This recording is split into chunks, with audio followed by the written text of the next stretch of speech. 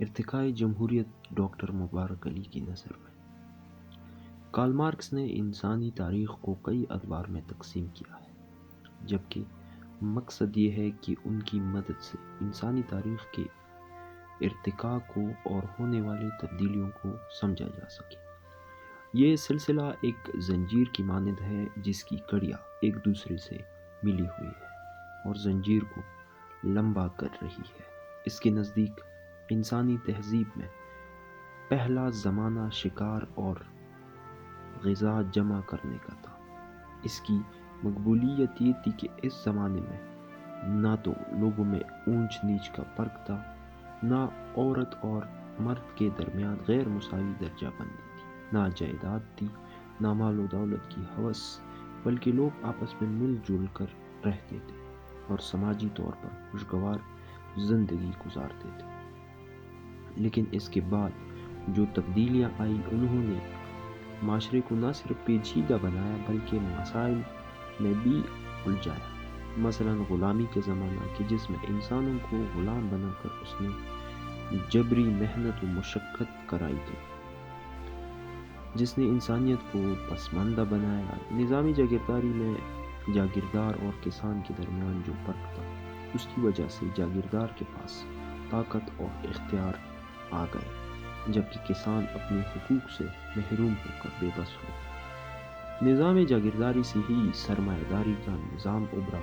اس نے بھی سرمایہ دار اور مزدور کو دو طبقوں میں تقسیم کر دیا۔ انسانی تہذیب مرحلہ وار جن ادوار سے گزری، اس کے نتیجے میں سرمایہ دارانہ نظام کے اندر سے سوشلزم کا ابھرنا لازم ہے، جو انسان کو معاشی اور سماجی قید و بند سے آزاد کروا کے اسے عزت اور احترام کا درجہ دے گا۔ جب اس تناظر میں ہم یورپ میں جمہوری نظام کے ارتقاء کو دیکھتے ہیں، یہ ہمیں مرحلہ وار ارتقائی طور پر ترقی کرتا نظر آتا ہے، جس سے اولین طور پر جمہوری اداروں اور روایات کی ابتدا یونان کی شہری ریاستوں سے ہوتی ہے۔ رومی سلطنت کے ابتدائی دور میں اس کے مزید تجربات کیے جاتے ہیں۔ اس کے زوال کے بعد یورپ میں فیوڈلزم ابھرتا ہے، تو اس کے نتیجے میں بادشاہ اور فیوڈل لارڈ کے درمیان تصادم ہوتا ہے۔ انگلینڈ میں اس تصادم کے نتیجے میں 1215 عیسوی میں بادشاہ اور فیوڈل لارڈ کے درمیان میگنا کارٹا پر دستخط ہوتے ہیں۔ اس معاہدے کے نتیجے میں بادشاہ کو بہت سے اختیارات سے ہاتھ دھونا پڑتا ہے۔ اس لیے یہاں سے بادشاہ اور پارلیمنٹ کے درمیان مسلسل تصادم اور کشمکش ہے۔ اس تصادم میں پارلیمنٹ برابر طاقتور ہو رہی ہے اور بادشاہ کمزور۔ 1688 کے گلوریس ریولوشن نے پارلیمنٹ کو اور زیادہ مضبوط کر دیا۔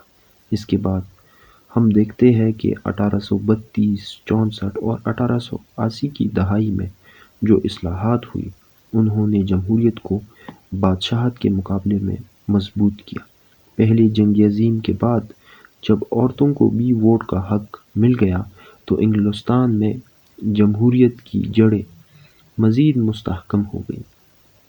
اسی طرح دوسرے یورپی ممالک بھی مختلف سیاسی مرحلوں سے گزر کر اور انقلابات کے تجربوں سے فائدہ اٹھا کر ارتقاء کرتے ہوئے جمہوریت تک پہنچی۔